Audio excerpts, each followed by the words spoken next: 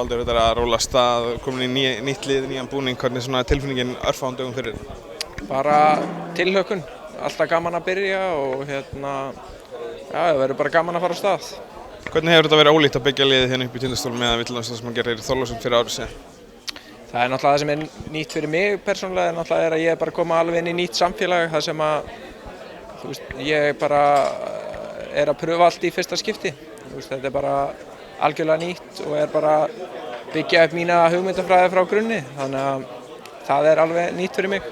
Leikmannahópur sem með, þú byrjar með 4 erlenda leikmenn, bland af reynslu og ungum leikmennum, hvernig líst þér á þetta? Já, við erum með mjög sterkan leikmannahóp og bara sterkan liðsheild, þannig að mér líst bara mjög vel á það. Fyrir því sjálf, hún kemur Þorlákshöfn sem er mikil körfuboltahefð en hún virðist vera gríðarlega, bara jafnvel ennþá meiri á Sauðárkróki þar sem að meðal annars þú varst kynntur þarna fyrir fullu húsi og annað, hvernig svona hafa fyrstu dagarnir í Þorlákshöfn verið og hvernig hefur tekið á móti? Fyrstu dagarnir á Króknum?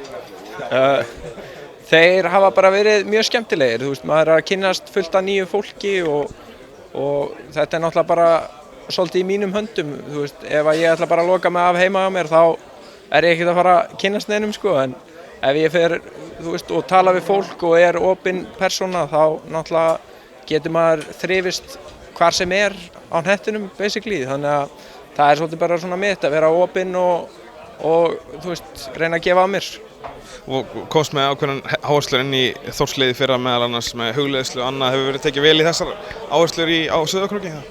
Já, þetta náttúrulega bara mitt að kynna fyrir leikmannahópnum hvað áherslur ég með og ég þarf að selja þeim að þetta sé leiðin að árangri og þannig allar þær hugmyndir sem að ég með þarf ég að kenna vel og ef ég gerir það þá hafa leikmennirnir skilning og eru tilbúnir að leggja þetta á sig sem að ég vil að við gerum.